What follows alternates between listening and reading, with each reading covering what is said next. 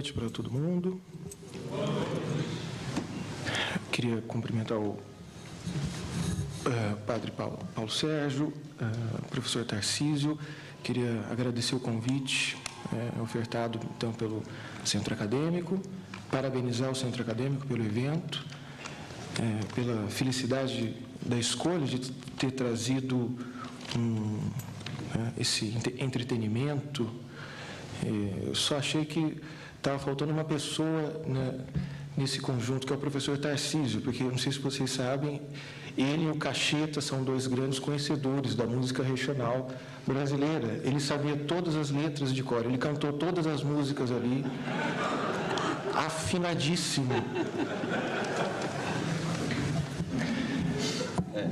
A única coisa que é verdadeira é que tem ligação com o Urufino, e as duas filhas nasceram em Urufino. Muito bem.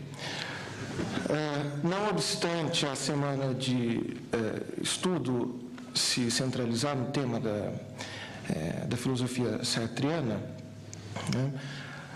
nós também temos um grande evento, pelo menos em nível ibérico, que é o cinquentenário de morte de Ortega y Gasset, que se dá amanhã. Ortega y Gasset, o grande filósofo espanhol. Nas fundações Ortega y Gasset, em Madrid, Venezuela, México e Buenos Aires, essa semana toda é uma semana de eventos comemorativos, então, do cinquentenário de morte desse autor. Bom, eu vou falar aqui brevemente, pretendo não me estender muito, sobre um tema que geralmente nós não vemos nos bancos universitários, que é exatamente a filosofia espanhola. Alguém seria capaz, exceto o professor Gabriel, alguém seria capaz de me dizer 5 nomes de pensadores, filósofos espanhóis contemporâneos? Veja, eu estou colocando uma mão só, não estou colocando nem 2. 5. Maicon. Só 5. Só 5. 4. Vamos lá. 4 vocês são capazes. Fala José, alguma coisa, sempre dá certo. 3. Não fala. Não vai falar Ortega y Gasset. 2. Tudo bem, pode falar, Ortega y Gasset. Perfeito. 1 vocês sabem, então. Não se sintam constrangidos por isso. Isso é normal. Isso é relativamente normal nos cursos de graduação, que tem o seu currículo inspirado na tradição, no nosso caso, o caso brasileiro, a gente tem o nosso currículo com a inspiração francesa. E quando não é francesa, é anglo-saxão. Então, o pensamento ibérico ele sempre é preterido, embora a proximidade com o nosso pensamento seja muito grande. Eu vou tentar aqui expor de uma maneira bem ampla, não o panorama geral do pensamento espanhol contemporâneo, mesmo porque isso é muito... não que isso seja muito complexo, mas isso é muito simples, porque nós não temos muita filosofia na Espanha no século XX. Então, eu prefiro me centrar na figura do maior expoente da filosofia ibérica e da cultura hispanohablante, que é o José Ortega y Gasset. Muito bem. No século XIX, na Espanha, há um grande atraso cultural. Esse atraso se estende depois no período de pós-guerra, mas no século XIX você tem em filosofia você tem basicamente a tradição escolástica, que nunca deixou a Espanha desde Francisco Soares, que é o grande escolástico no século XVII. E você tem a presença do krausismo, que é uma espécie de idealismo, com base em Krause, que se adequou muito bem ao pensamento religioso da Espanha. Ao final do século XIX, e esse é o panorama de fundo, né, da filosofia contemporânea, porque ela nasce como não como uma reação, mas como uma abnegação do século XIX. Então, no finalzinho desse século, a gente tem um movimento intelectual, né, que depois recebe o nome de Geração de 98. A Geração de 98 são intelectuais, não propriamente filósofos, a maioria são pensadores na área da literatura, mas que eles consagram o chamado modernismo espanhol. Assim como nós tivemos o nosso modernismo no começo do século XX, né, assim como teve aqueles autores no final do século XIX na França, que criticavam, sobretudo, o modelo de progresso cientificista do positivismo, a gente vai ter isso na Espanha, então, na figura da Geração de 98. Né? Alguns desses nomes não é muito conhecido por vocês, como é o caso de Pío Baroja, Antônio e Manuel Machado, Maestro, mas o expoente maior da Geração de 98, vocês já ouviram falar, que é Miguel de Unamuno. O Unamuno, ele representa muito bem a Geração de 98, por se adequar, então, a esses ideais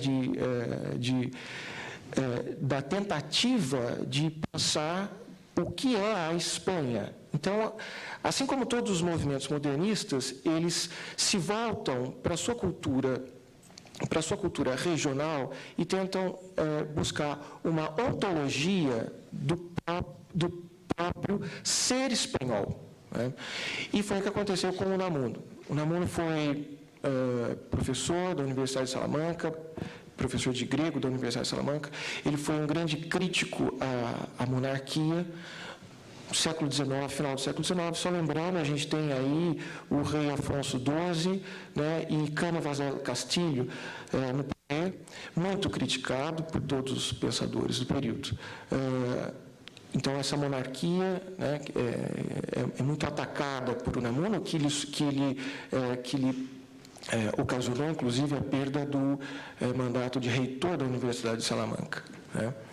Nesse ambiente em que os intelectuais estão se colocando contra, né, o status quo, e busca-se, sobretudo, uma definição para o que é ser espanhol, aparece, então, a filosofia de Ortega y Gasset. Ortega nasceu em 1883, morreu em 55, dia 18 de outubro. Amanhã, então, é o cinquentenário de morte dele.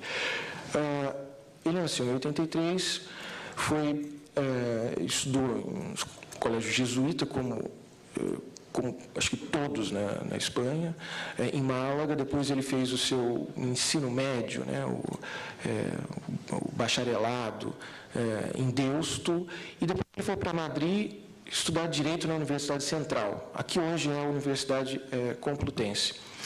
Ele começou a estudar Direito, depois ele ingressou no curso de Filosofia. Né.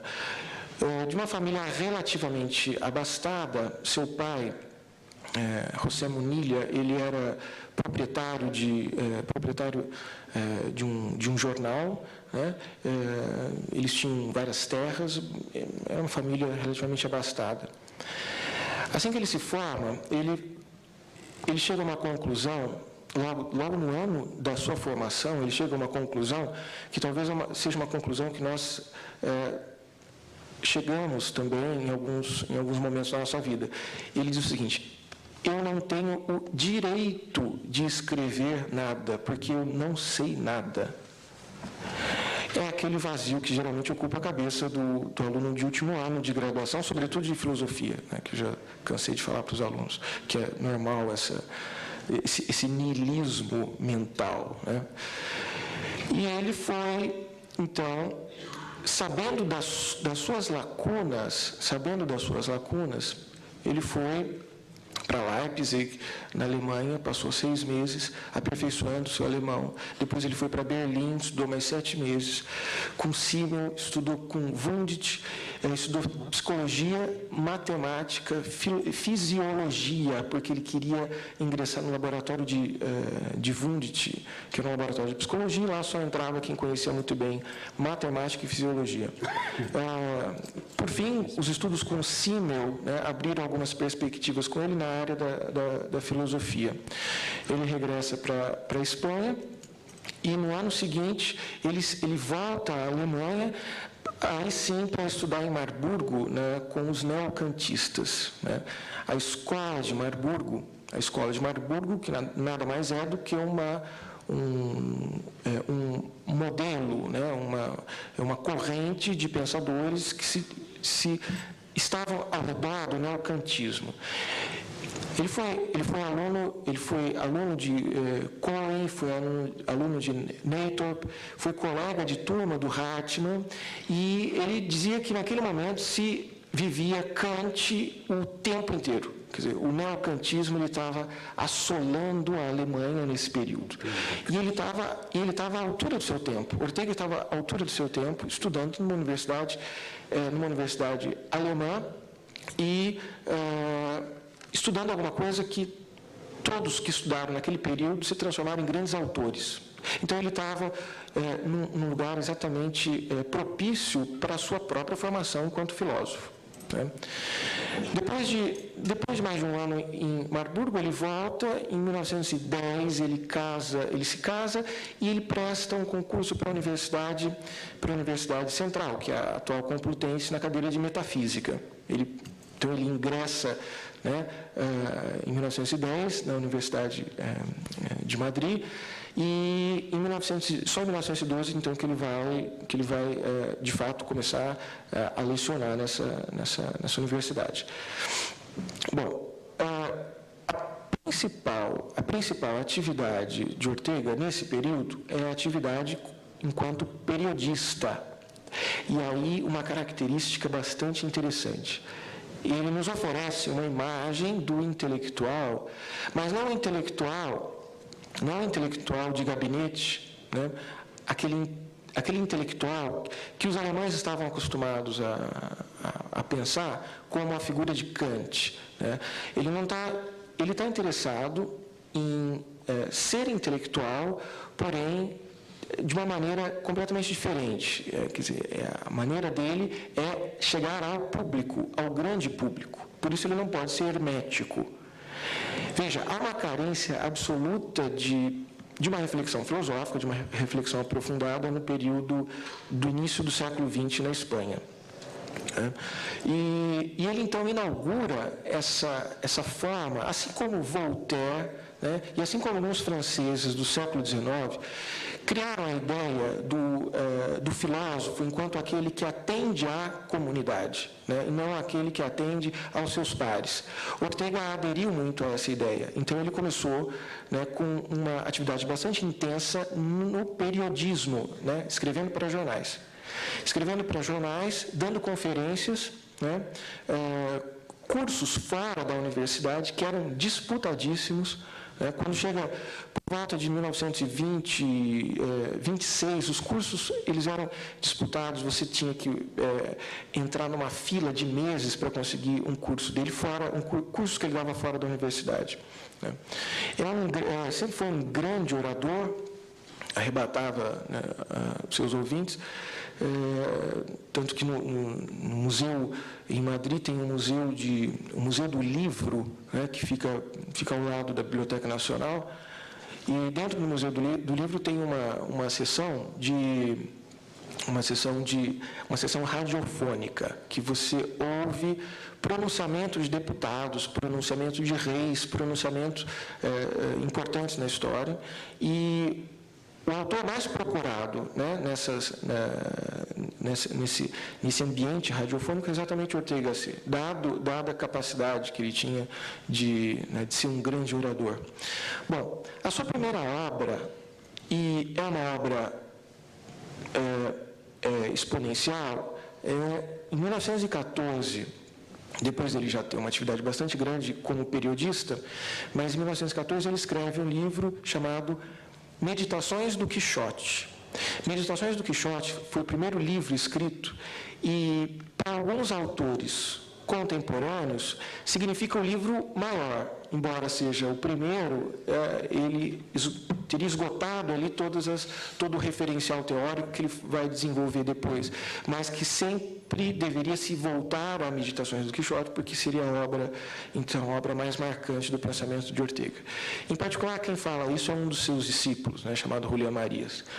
Meditações do Quixote aparece inspirado numa obra de Unamuno, aparece inspirado na obra O Sentimento Trágico da Vida, que foi uma obra que teve um alcance bastante grande na Espanha e fora da Espanha. Embora Ortega se inspirasse em Unamuno, era comum as trocas de farpas entre os dois na vida pública. Embora eles tenham trocado cartas durante muito tempo, embora um admirasse muito o outro, Unamuno o apelidou de Pepito, algo que não deve ser agradável, e o Ortega o apelidou de Energúmeno, que também não é agradável.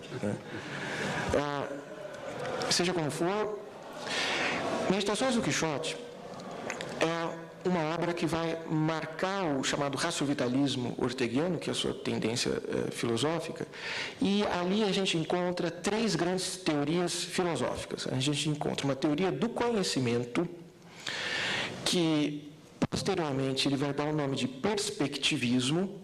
A gente encontra uma teoria da cultura e a gente encontra uma teoria moral.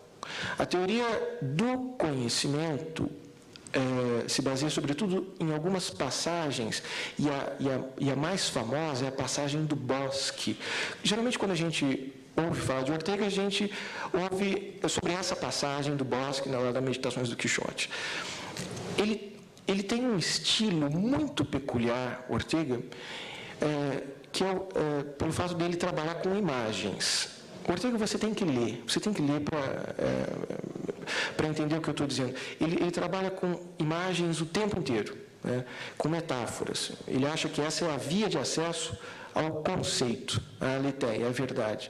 E na Meditação do Quixote, então, tem a metáfora do bosque, dentre inúmeras metáforas, mas o bosque, ele é um determinado bosque, ele sempre trata de determinadas coisas, nunca de coisas abstratas.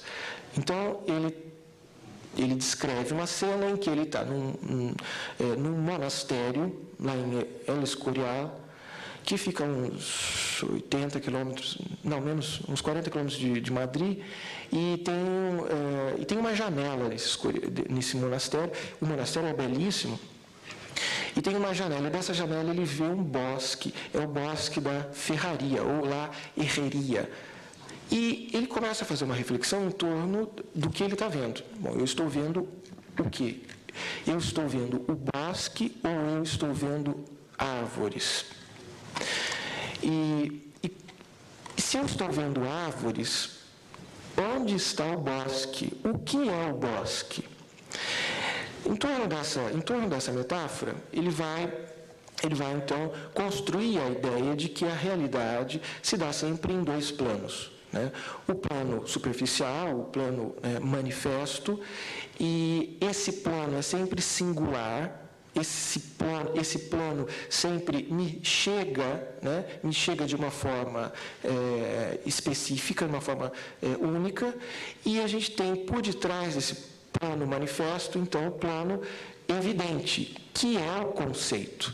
Então, o que eu vejo é o bosque, o que eu vejo é a árvore. E onde está o bosque? O bosque, ele não é visto.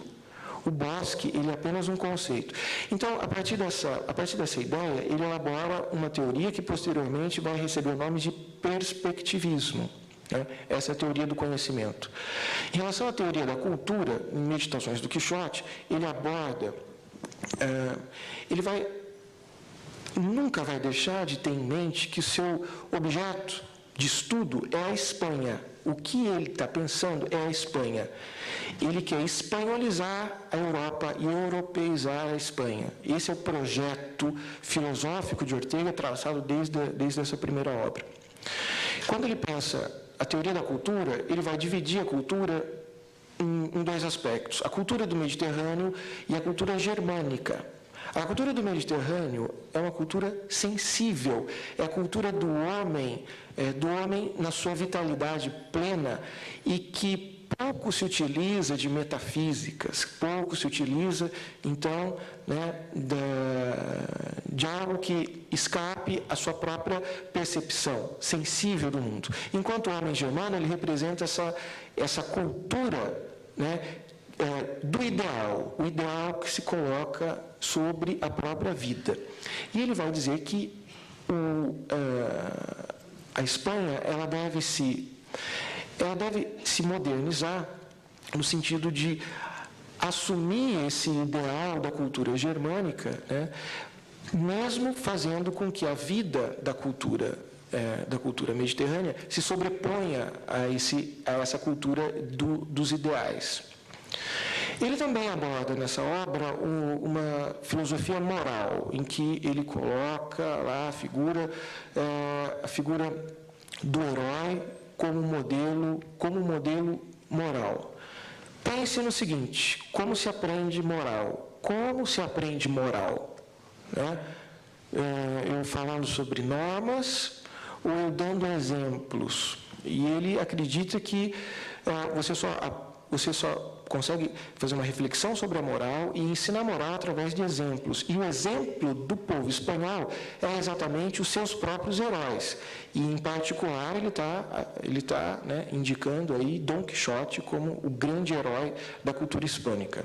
O que Dom Quixote tem de heróico é o fato dele não se contentar com a limitação da realidade. O herói, então, é aquele que não descansa enquanto ele não tenta construir novas possibilidades que fujam à realidade mesma. Essa é a definição de herói dele. Ele vai tomar outras figuras espanholas para se adequar a essa noção de herói. Mas isso daí essa noção de herói vai, então, desembocar numa ética, uma ética heróica, em que ele vai valorizar, nessa primeira obra, ele vai valorizar a questão da atitude magnânima do homem.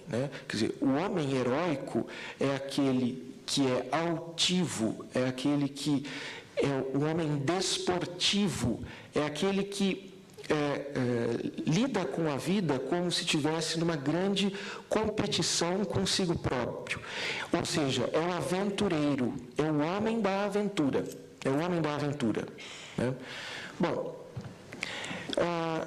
depois de 1914, essa obra bastante divulgada na Espanha, não sai da Espanha essa obra ainda, por enquanto. É só na década de 20 que Ortega começa a ter começa a ser lido fora da Espanha, particularmente na França e em Portugal. Em 1916, ele vai pela primeira vez para a Argentina e se encanta muito com o povo argentino. Ele faz uma viagem com seu pai, e ele oferece várias conferências na Universidade de Buenos Aires. A Universidade de Buenos Aires o acolhe muito bem. Na época, a grande pensadora Vitória Ocampo, que é uma das maiores filósofas argentinas, o Cicerona, muito bem. E na volta ele começa a escrever alguns artigos falando bem do povo argentino.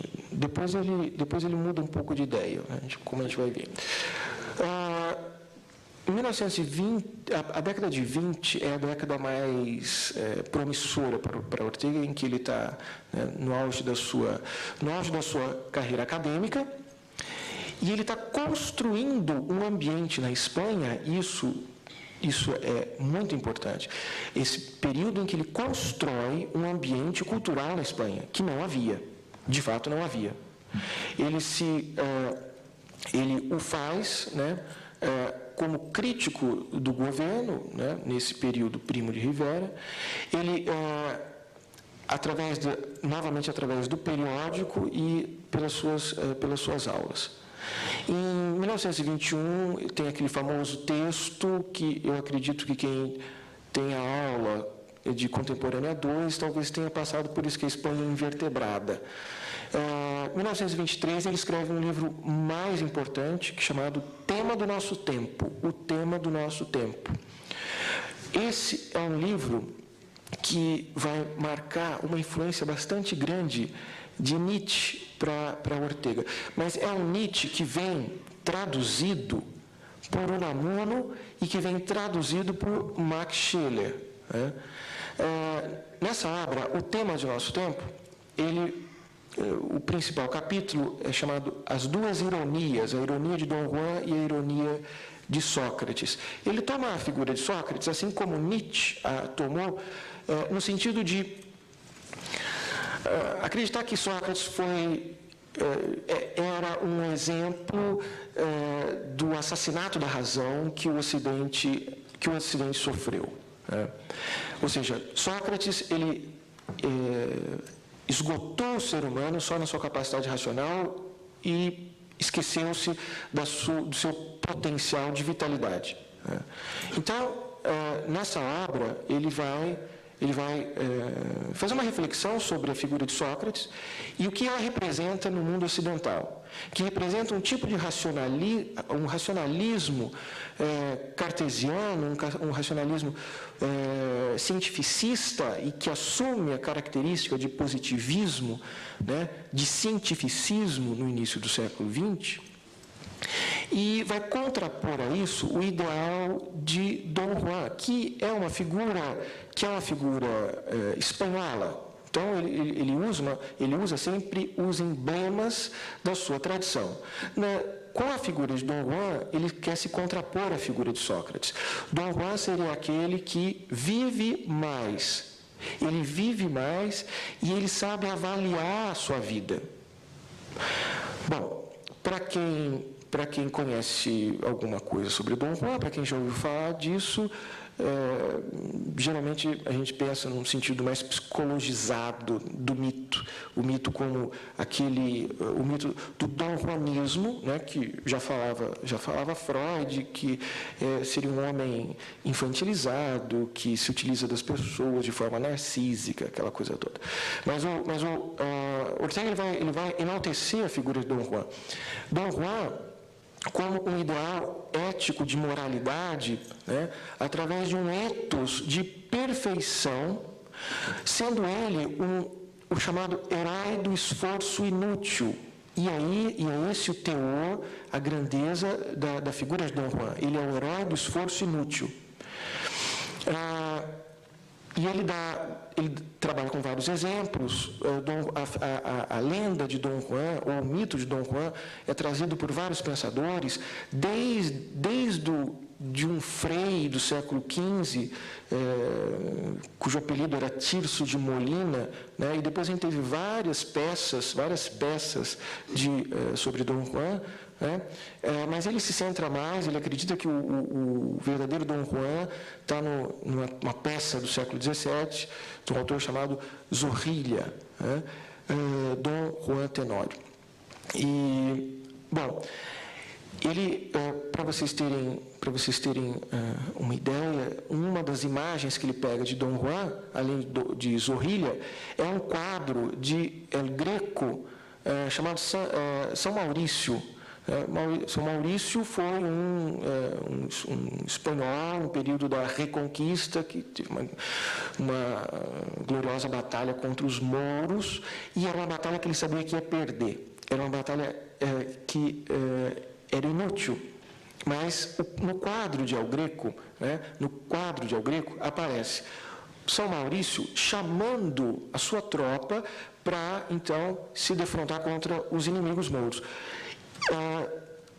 Segundo Ortega, o gesto da mão de São Maurício chamando as pessoas para morrerem em nome de algo, esse seria o gesto donjuanesco. Esse seria o gesto donjuanesco. Ou seja, ele foge completamente à teoria psicológica ao associar a imagem de Dom Juan, aquele conquistador, aquele sedutor, enfim. Mas ele vai tomar a imagem de Dom Juan como aquele que leva, né, leva a vida na sua mão, leva a vida num haz de espada, segundo Ortega, né? Quando Dom Juan está lá, né, fazendo suas apostas nas tabernas de Sevilha, lá no século XVII. Muito bem. Bom, o que aconteceu com essa obra? Essa obra é uma obra que vai dar as bases para a noção, né, vai fundamentar a própria teoria da raciovitalidade. Por quê? De um lado, você tem o homem da razão pura, você tem o racionalismo, e de um outro você tem o homem da pura vitalidade, que é o homem irracional. O que ele propõe é exatamente uma confluência, tanto que o texto a seguir desse é chamado nem racionalismo, nem vitalismo. E ele o escreveu porque ele foi altamente criticado, em 1923, quando ele lançou O Tema do Nosso Tempo, por ele, quer dizer, pela obra, né, dar indícios de que ele era um irracionalista, né, sobretudo conclamando uma imagem, né, de uma vitalidade pura. Mas ele escreve uma outra obra tentando justificar isso, né? E, de fato, para o leitor mais atento, nessa obra, O Tema do Nosso Tempo, ele está querendo, então, justificar um meio termo. É claro que isso vem da tradição do período. Ele foi amigo do Max Scheler, ele foi amigo do Cassiri, ele foi amigo do Huizinga. O que essas pessoas pensavam nesse período? A mesma coisa. Como fazer em perpetuar Kant e perpetuar Nietzsche? Scheler deu uma saída para isso. Né? Então, todos eles estavam num período de tentativa de superação das antinomias geradas pelo racionalismo e idealismo de um lado e realismo, vitalismo ou materialismo do outro. Então, o período, isso aparece fortemente a partir de 1911, com a fenomenologia. Né? 1911 é o período que Ortega volta à Alemanha e bebe desse ambiente fenomenológico, da filosofia da vida, o Lebenswelt, a filosofia que se volta ao mundo da vida. Né? E se volta de uma maneira não ideal, mas uma maneira intencional. Né? Segundo o conceito de Brentano. Muito bem. A gente costuma dizer que essa é a primeira fase do pensamento dele. É a primeira fase do seu pensamento, que é a fase raciovitalista. Né? E também ele vai ter algumas atividades políticas, né, que vão se consagrar na década de 30. Mas em 1929, né, que ele vai lançar a sua obra mais conhecida no mundo inteiro, que foi a obra que foi traduzida no mundo inteiro, que é A Rebelião das Massas. A Rebelião das Massas não apareceu de uma hora para outra. Como ele tem atividade de periodista, ele vai pegando esses vários textos que ele vai escrevendo e acaba juntando num livro. Depois, o próximo livro acaba sendo outra compilação, outra coletânea, enfim. A Rebelião das Massas, ela tem já indícios, desde a Espanha Invertebrada, tem indícios de 1925, com uma obra chamada Desumanização da Arte, que todo aluno de jornalismo lê, na disciplina de estética. E em 1929, então, ele lança a Rebelião das Massas, né? E que é uma obra curiosa, porque é lançada em 29, depois ela é relançada em 33 e depois ela é relançada novamente em 1940, porque a cada prólogo que ele fazia, então ele relançava a obra. Então tem prólogo para os franceses e prólogo para os alemães posteriores. A Rebelião das Massas ela é estudada, sobretudo, na área de sociais. Quer dizer, é um livro clássico dentro da sociologia, porque ali existe um tratado de sociologia e que, pela primeira vez, você tem uma elaboração teórica sobre o conceito, sobre a definição de massa. O que é massa? Para Ortega, massa não é uma multidão, né? Começar é um tipo de ação humana que se caracteriza como sendo inautêntica. É uma ação inautêntica. E era uma ação que estava sendo muito executada na Europa desse período. O advento do homem-massa era algo da coletividade europeia. E quem é o homem-massa? Ele dá 3 características para se identificar o homem-massa. Primeiro, é o especialista. É o especialista.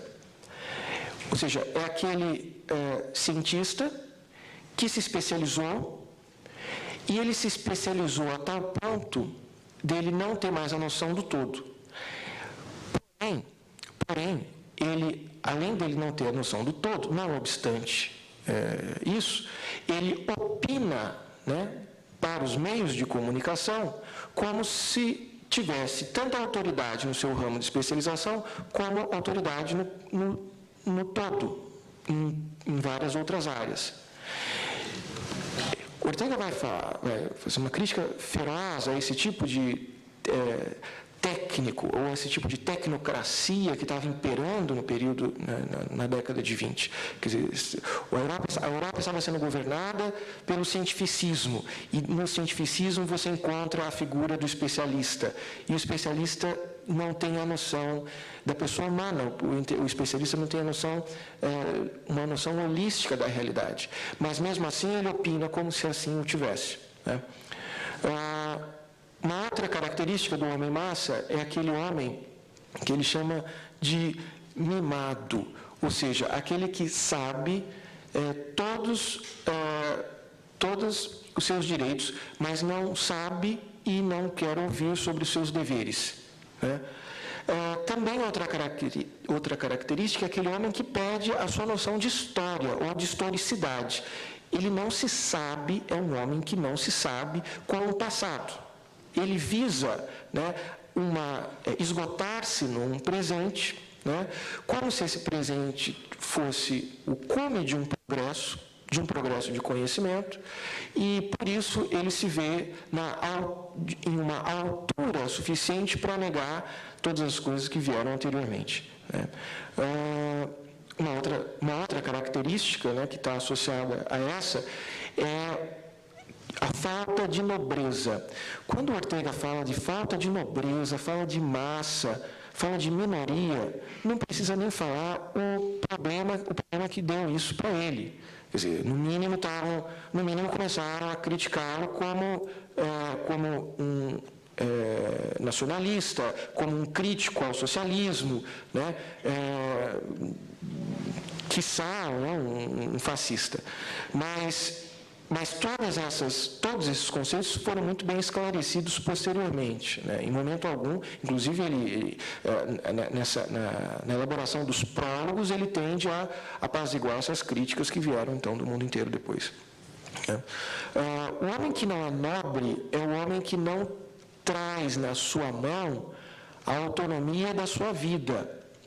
O homem que não é nobre é o escravo, e esse escravo é aquele que tem a sua ação moral regida por heteronomias, por leis que existem, né, impostas, e não por leis escolhidas pelo próprio homem.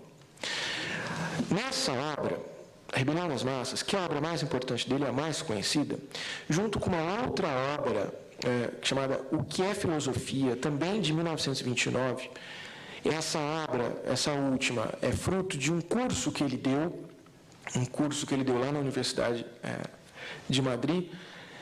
Ele tenta abordar nessas duas obras ou fundamentar a ideia de raciovitalismo. Aí sim, aí a gente tem uma ideia plena do que é vida humana, o que ele entende como vida humana. Em 1929 aconteceu uma coisa importante na vida dele, a leitura de Ser e o Tempo. Quer dizer, depois de Heidegger, ele não quer mais fazer um raciovitalismo como uma antropologia filosófica, mas ele quer fazer um raciovitalismo como uma metafísica. E por isso ele vai ter que abordar e vai ter que construir uma ideia do que é vida humana. Então, o que é vida humana, que é o conceito-chave de Ortega? Vida humana é, primeiro, a vida de cada qual. Quando eu falo vida humana, é a vida de cada um de nós. Ela é o substrato de toda a realidade, ou seja, ela é uma realidade em que se dão todas as outras realidades, chamadas realidades presuntivas. Então, a vida humana é o substrato primeiro. A gente poderia dizer que é o a priori, apesar de que a vida humana ela é vazia. A vida humana é vazia. E quem vai preenchê-la é você. Quer dizer, o homem ele é condenado a essa escolha. Sartre falou isso em 1942. Ortega falou em 1929. Tem vários livros mostrando as duas frases, como Sartre falou. Não foi plágio, foi outra coisa, foi sem inspiração, né? Mas ele falou a mesma frase, né? Sartre depois. Então, a vida humana é vazia porque o homem é plenamente livre, né? Por isso ele é condenado às suas escolhas. Ele é condenado a cada momento se inventar a si mesmo. Então, a vida humana é futurização, como diz Heidegger, né? Ou seja, o homem é sempre voltado para uma invenção que vai se dar adiante. O homem é drama porque o que vai se dar adiante não tem um roteiro pré-estabelecido e nem um roteiro prévio. E o homem se define, nesse sentido, como um constante que fazer. É uma palavra que talvez em português tenha algum problema. Ele usa que a ser.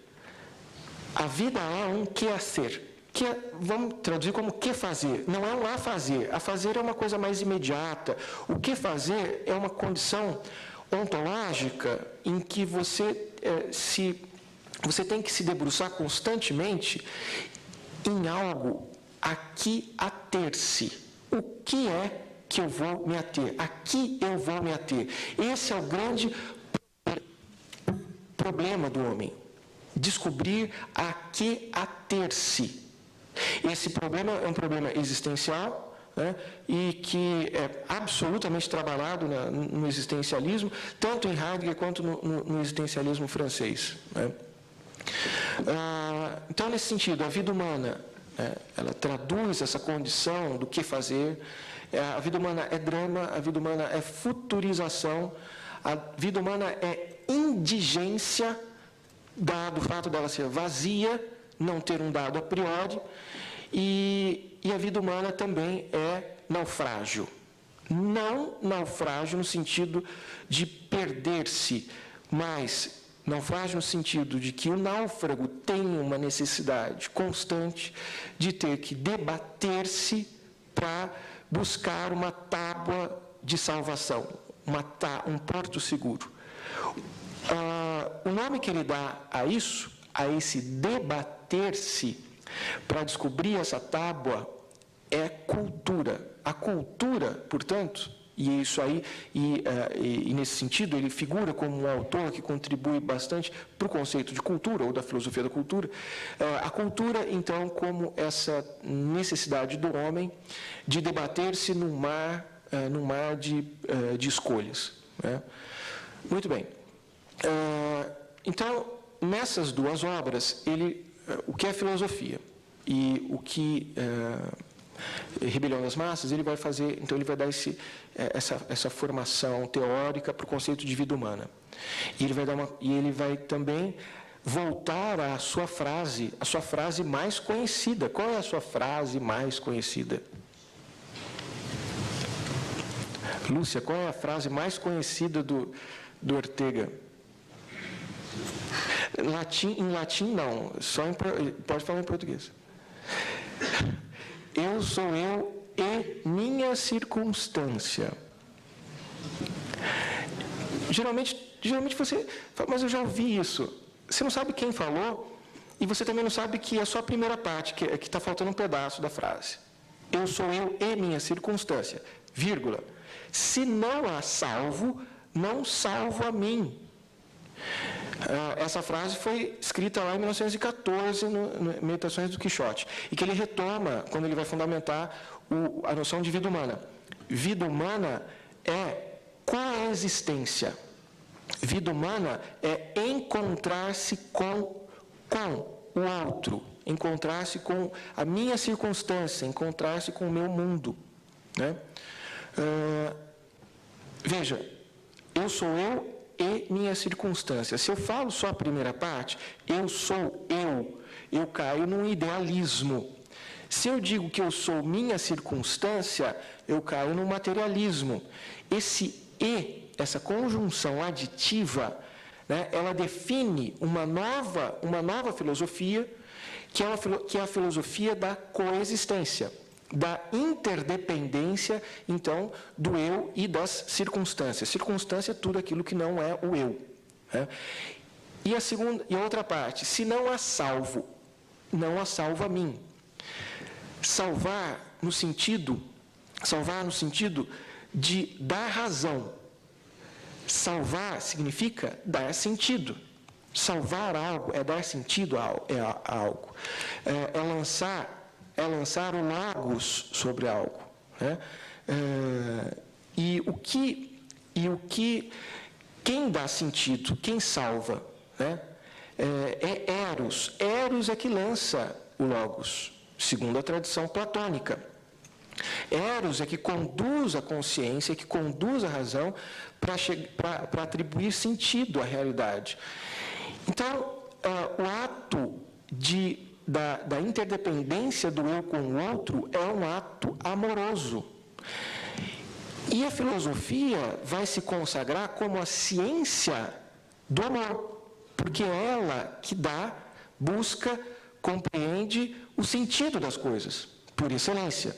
Então, nesse sentido, é que a filosofia, para Ortega, então, se configura como sendo a grande ciência do amor, né? É o amor da conexão, da onímoda conexão, como diz Ortega, quando dá sentido, quando compreende uma coisa interligada à outra, né? Muito bem. Essa fase de 1929, ela termina basicamente com essas duas grandes obras, né? Rebelião das Massas e que é a filosofia.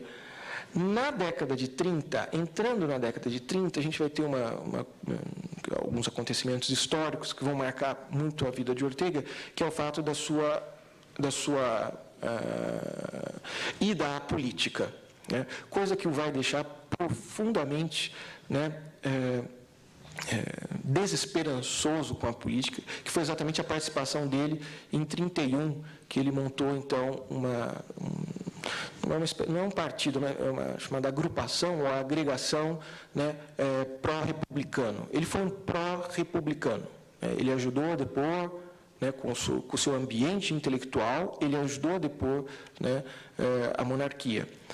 Mas a república que veio no lugar foi uma república também em que ele não se encontrou muito bem. Ele teve até o cargo de deputado, ajudou na elaboração da Carta Magna, da Constituição, mas ele foi um verdadeiro fracasso na política.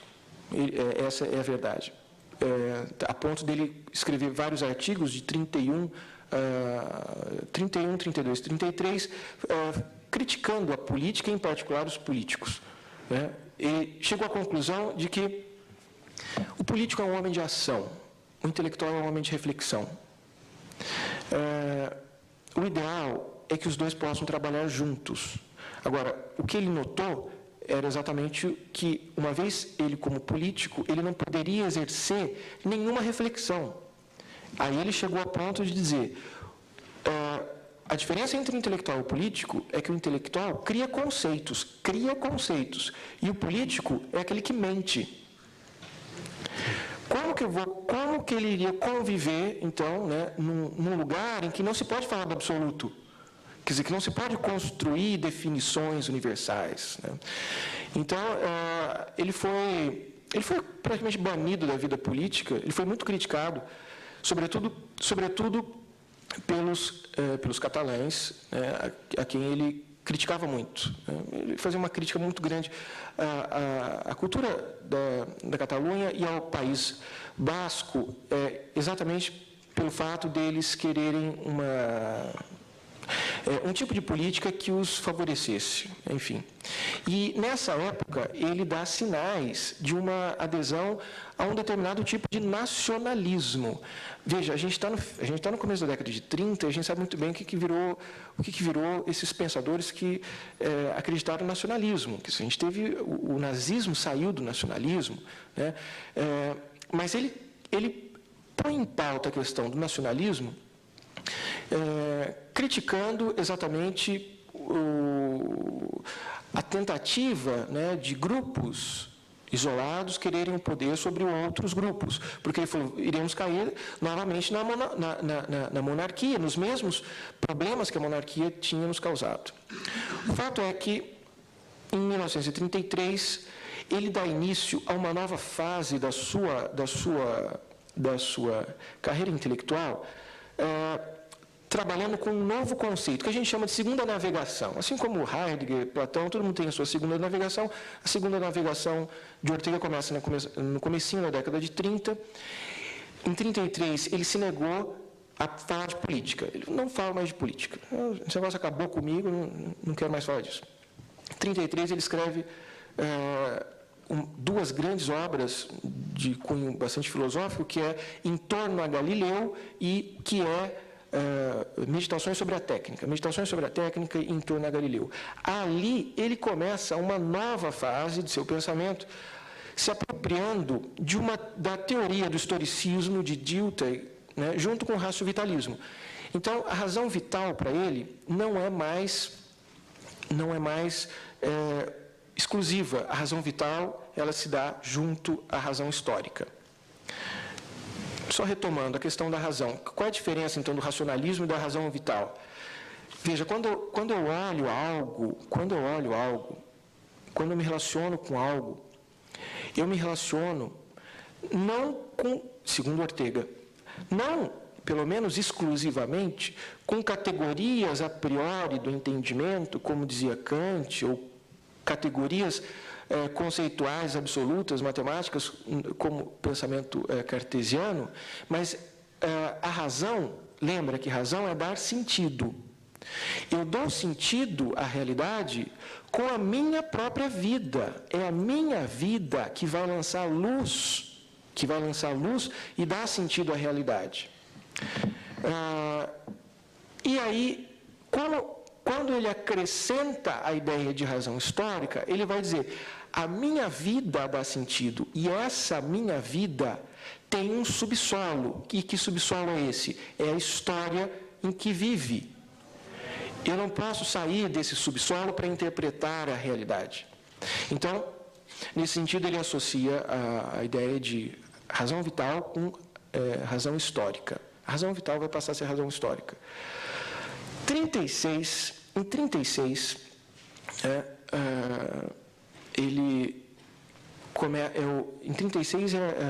começa a Guerra Civil.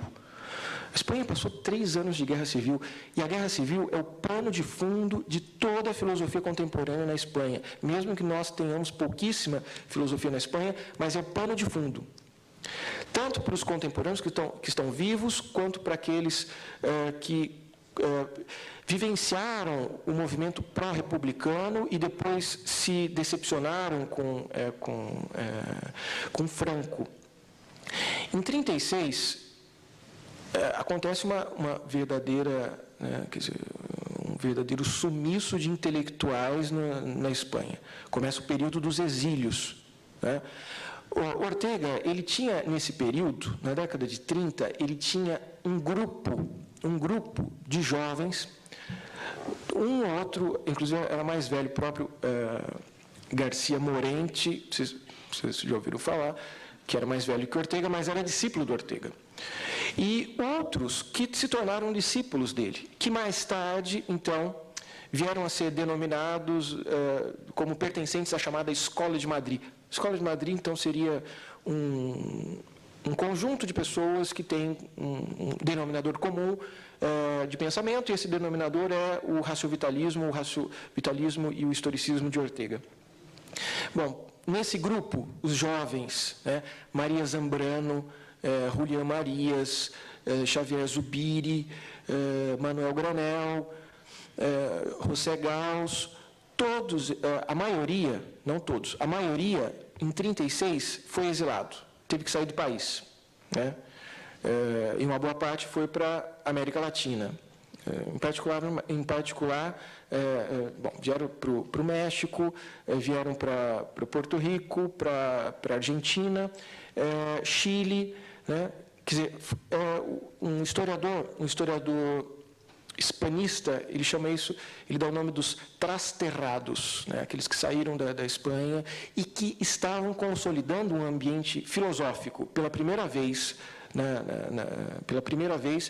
depois de Francisco Soares, no século XVII, a gente tinha um filósofo capaz de congregar discípulos e criar uma filosofia com estilo próprio.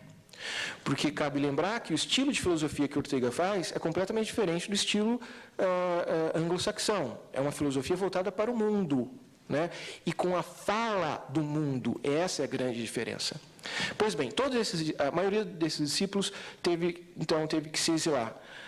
Foi um exílio forçado. Ortega fez um autoexílio. Ele saiu da Espanha, ele passou 3 anos em Paris. Depois, quando começa a Segunda Guerra Mundial, ele vai para a Argentina, passa outros 3 anos lá, e depois vai a Portugal, que passa o resto de sua vida. Mas esse é um período muito complicado para o pensamento hispânico, porque é um período em que esse pensamento está diluído. Ele está diluído. Quem ficou na Espanha, quem ficou primeiro perdeu os cargos na universidade. Ninguém poderia ter cargo na universidade, tendo sido discípulo de Ortega. Ortega era um ateu, para começo de conversa. E a gente sabe a estreita relação que teve o governo franquista com a igreja, uma relação esquisita, no mínimo. E toda a censura, toda a censura de um pensamento livre, de um pensamento crítico, nos 40 anos, então, de predomínio franquista. Quem ficou teve que sobreviver a duras penas, como é o caso de Julián Marias. Julián Marias, um discípulo dele, o maior discípulo dele, teve que escrever para periódicos, fazer traduções, teve até a sua tese de doutorado cancelada, não pôde defender a sua tese de doutorado. Ou então, como é o caso do Xavier Zubiri, que ele deu uma guinada na sua teoria para adaptar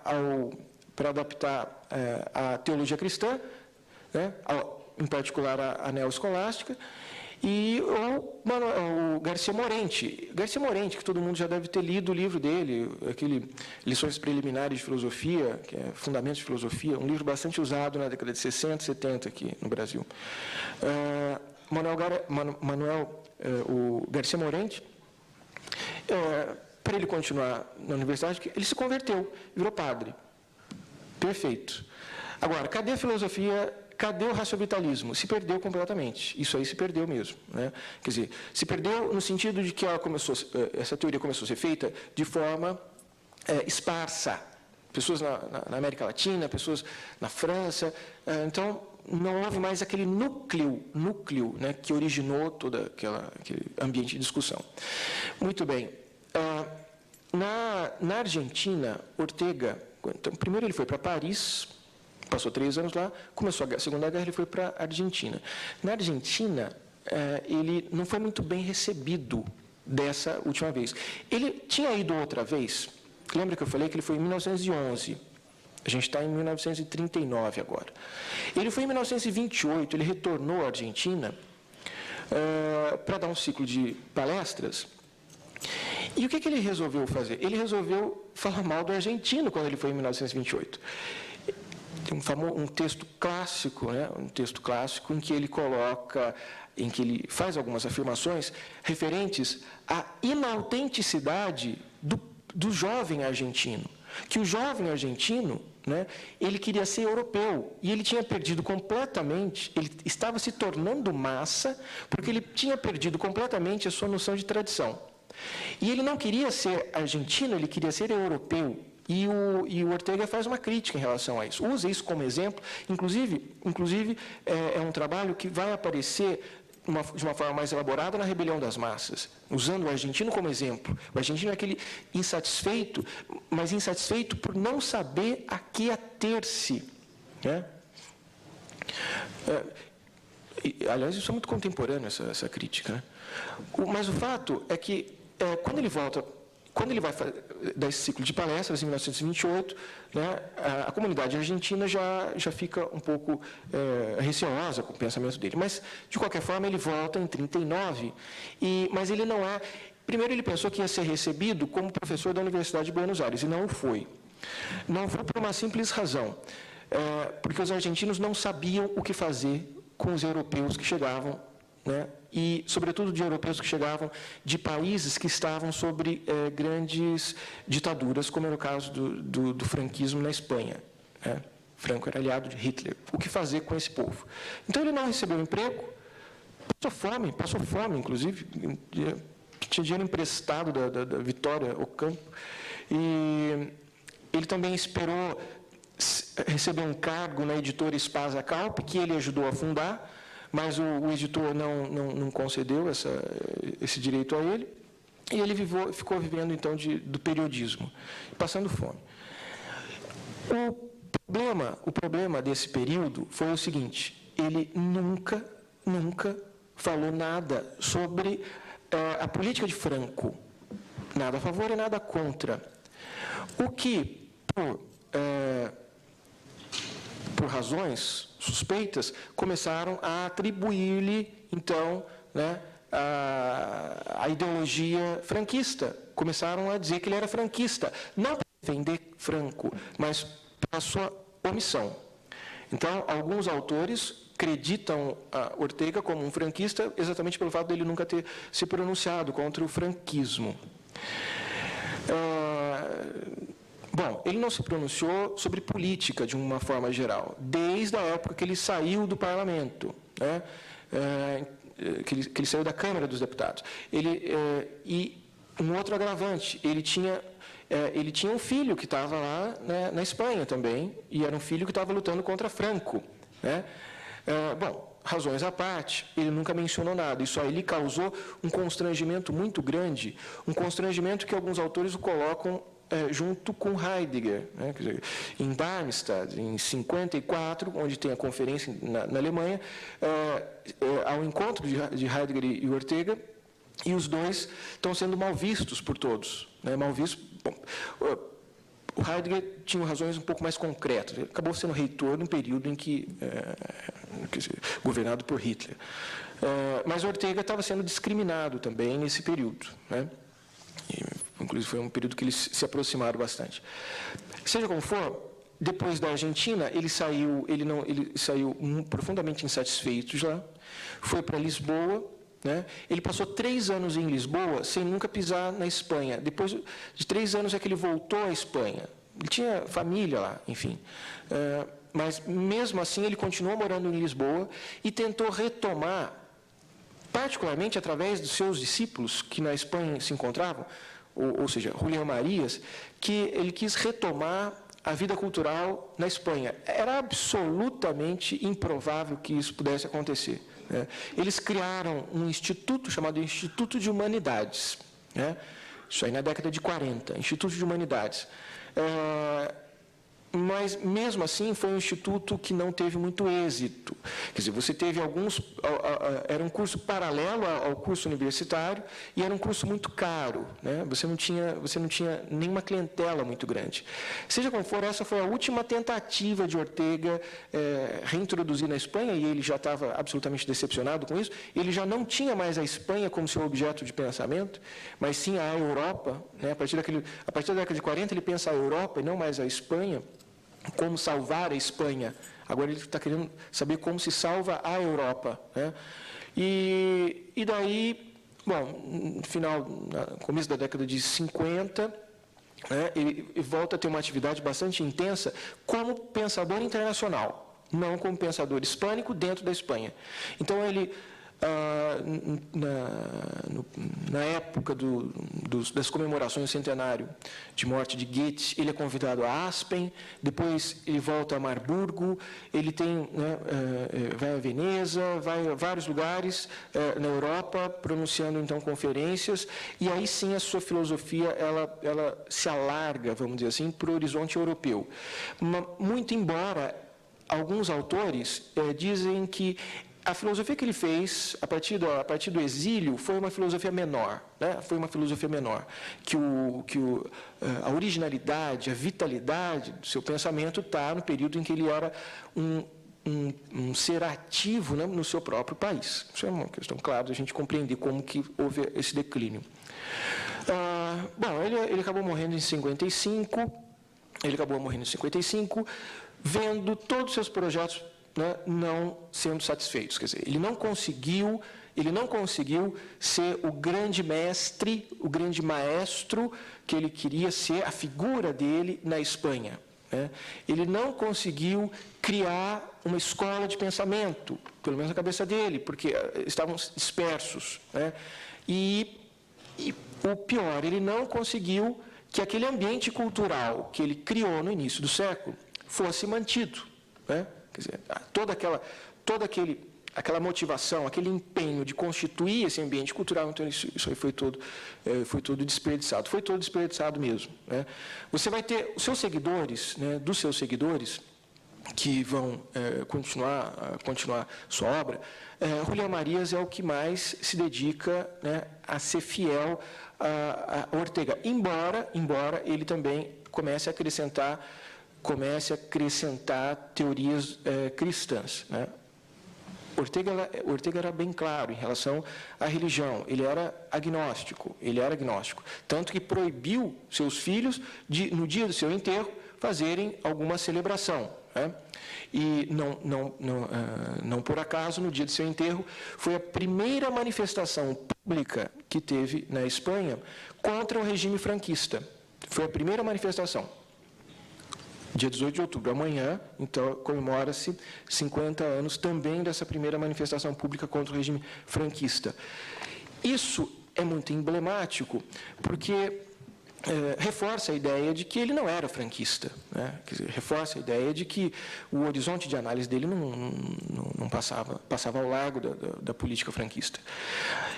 Ortega teve muitos críticos, suas principais alegações, né, como críticos, se dirigem ao fato de que ele poderia se enquadrar mais como um ensaísta do que como um filósofo.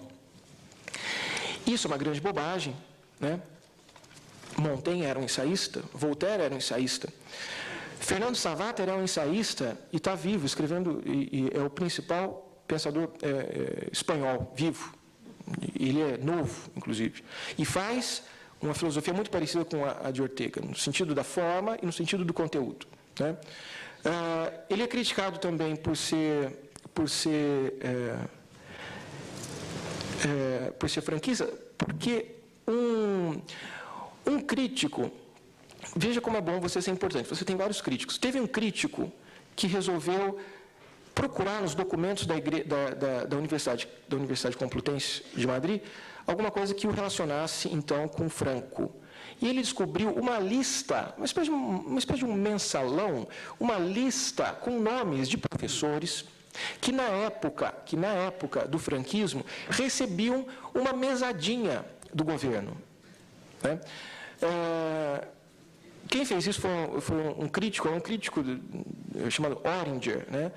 Mas depois outro orteguiano da Escola de Madrid, também o Aranguren, ele veio a público para comprovar que aquilo era uma bobagem, porque o nome de Ortega estava lá, mas não estava a assinatura dele, porque você só recebia em espécie, né? E você tinha que assinar lá. De todos os documentos que tinha, estava o nome de Ortega e nenhuma assinatura dele. Dos outros professores, então, estavam lá a assinatura, né? Ele é criticado por plágio. Teve um outro crítico, só para vocês terem uma ideia, que ficou pendurado noites a fio nas estantes de livro do Ortega, procurando os livros que Ortega lia, os livros alemães que Ortega lia, para ver o que ele tinha grifado no livro. E pegava esses grifos, pegava essas anotações, e ia ver se tinha alguma coisa parecida na obra dele. É claro que encontrava, porque esse é o trabalho do intelectual.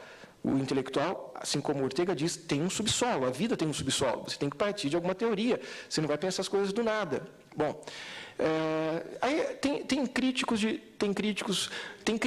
falando que ele era um machista, porque ele tem algumas... sobretudo na última fase da vida, ele resolveu fazer biografias de temas, biografia da caça, biografia da tourada, biografia do El Escorial, que é o monastério. E em várias dessas biografias ele coloca a figura do homem espanhol, né, como tendo uma característica diferenciada e da mulher como tendo uma outra característica. Bom, isso aí deu um certo problema para ele. Tem vários trabalhos, artigos que mostram que ele seria um chauvinista, essa coisa toda. Mas seja como for, ele teve influência bastante grande, né? A partir da década de 30, inclusive até aqui no Brasil. Né? Aqui no Brasil, a obra orteguiana, A Rebelião das Massas, que foi a obra que o lançou para o mundo, começa a entrar exatamente num período em que a universidade brasileira está estruturando, né, está se estruturando de forma ideológica, vamos dizer assim. E no final da década de 40, né, na década de 40, quando a gente tem o culturalismo brasileiro, o culturalismo ele se espelha basicamente na escola de Baden, né? Mas também no raciovitalismo orteguiano. Um exemplo disso é o próprio Instituto Brasileiro de Filosofia, criado em 1949, que depois criou a Revista Brasileira de Filosofia em 1950. Né? Quer dizer, Vicente Ferreira da Silva era um heideggeriano, leitor de Ortega. O que eles fizeram? Eles pegaram o culturalismo, né, de origem alemã e introduziram o existencialismo. E o existencialismo mais próximo à cultura brasileira é o existencialismo raciovitalista, porque raciovitalismo é muito parecido com o existencialismo. O Julião Maria chega a afirmar o conceito de vida humana é igual ao conceito de existência, existência. Né? Bom, então, os fundadores do Instituto Brasileiro de Filosofia, todos eram leitores assíduos de Ortega. Né? Quer dizer, você tem Luiz Washington Vita, você tem o próprio Miguel Reale, que foi reitor da USP, que é o autor da Filosofia do Direito. Você tem autores que se utilizam da teoria dele para aplicar em outras áreas. Né? E não só o Instituto Brasileiro de Filosofia, esse em particular, tentava agregar o culturalismo, o raciovitalismo e a metafísica de Bergson. Mas também, olha até onde vai a coisa, até o ISEB, né, o Instituto Superior de Estudos Brasileiros, né, criado em 55, também se inspirava bastante em Ortega. Agora, veja, o ISEB é estritamente direitista, vamos dizer assim. Quer dizer, o ISEB ele apareceu no calor da onda do integralismo, né, daquela ideia de nacionalismo que acabou gerando, então, o integralismo. Então, Ortega ele é usado até pelo ISEB. Né?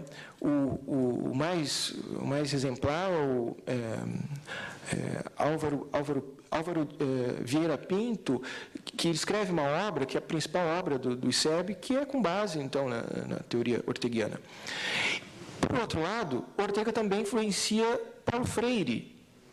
Veja, Paulo Freire, que tem uma perspectiva socialista, vamos dizer assim. Né? Então, a obra de Ortega ela aparece aqui no Brasil, disseminada em várias áreas.